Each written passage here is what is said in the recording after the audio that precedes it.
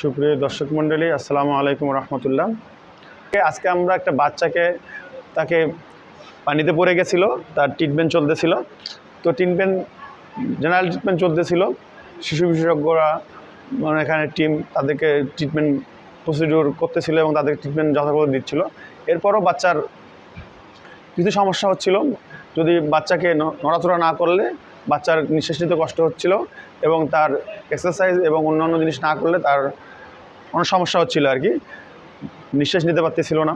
তো স্যারদের পরামর্শ অনুযায়ী তাদেরকে ফিজিওথেরাপিতে করা হয়। সেক্ষেত্রে আমরা তখন তাকে চেস্ট ফিজিওথেরাপি দিই এবং লাংসের রিফাংশন করার জন্য, ভালোভাবে ফাংশন করতে পারে রিফাংশন করার জন্য আমরা চেস্ট ফিজিওথেরাপি দেওয়ার করি।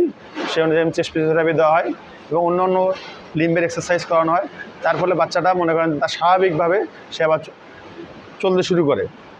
সেক্ষেত্রে আমরা দেখাবো বাচ্চাটাকে কীভাবে আমরা তার ফিজিওথেরাপি সেশনটা করেছি এবং আমরা দেখবো। এখন চলেন আমরা দেখি কীভাবে ফিজিওথেরাপি সেশনটা করছি আমরা। আমার নাম মোহাম্মদ মামুন হাসান, আমি গোবিন্দগঞ্জ থেকে আসছি। এই বাচ্চাকে ফিজিওথেরাপি করালে ইনশাল্লাহ সে তার ক্লান্তি দূর হয়, সে ভালোভাবে শ্বাস প্রশ্বাস নিতে পারে। না করালে একবারে খিচে আসে।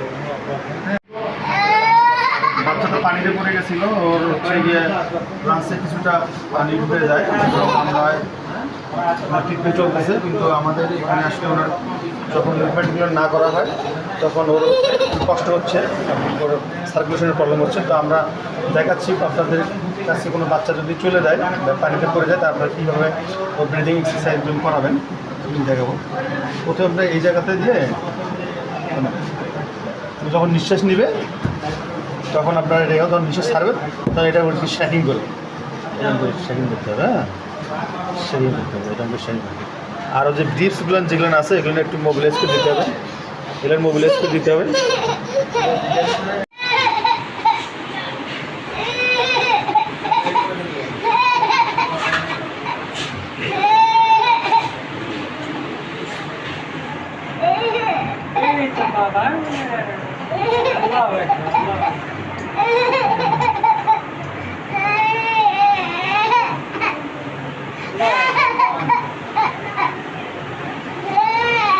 আপনি ওকে একটু খুলে নেন, খুলে নেন, তো খুলে নেন, খুলে নিয়ে পিঠের উপর নেন, পিঠের উপর নেন, পিঠের উপর নেন, হ্যাঁ পিঠের উপর নেন। নিয়ে এই অবস্থায় ওর মাথাটা এদিকে দেবেন এবং তুমি এখন ঘুমা দেন না, হ্যাঁ দেখুন, দিয়ে ওর পিঠের মধ্যে এরকম করে চাপড় দেবেন।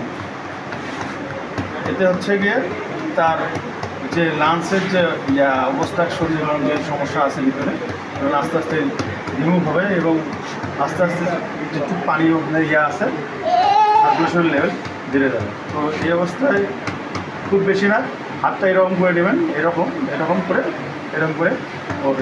মুখে এরকম করে চাপ দেবেন। এখানে কিছুক্ষণ বাচ্চাটা কান্নাকাটি করতেছিল, এরকম করার পরে বাচ্চাটা এখন কান্নাকাটি করতেছে না আর কি।